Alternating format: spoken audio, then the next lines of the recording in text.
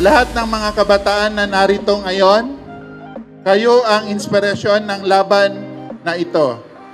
Nasa inyong mga kamay ang kinabukasan, kaya't patuloy kayong maging mabuting halimbawa. Let's keep the spirit of Bida alive, not just today, but every day in our communities. Mabuhay po tayong lahat. Bida ka!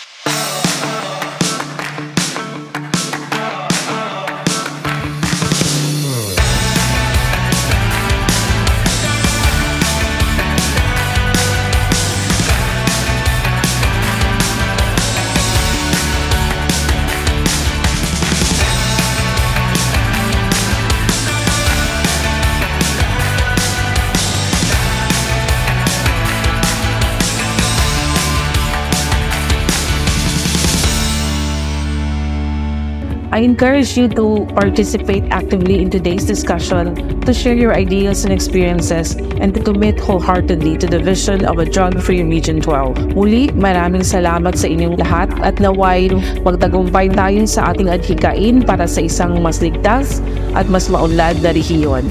Mabuhay ang Region 12, mabuhay ang Bida Program.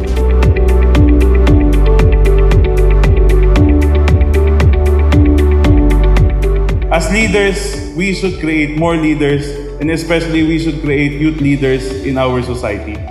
So I enjoin all the government agencies that you continue to please assist our youth, that you continue to please develop our youth, for they are the future of our nation. And through change, and at talaga ang tinasabi ng ating Presidente, na ang tunay na pagbabago ay makakamit lamang natin kung tayo ay magtutulungan, tayo ay magbabayanihan, at kung ang ating kabataan ay patuloy nating susuportahan.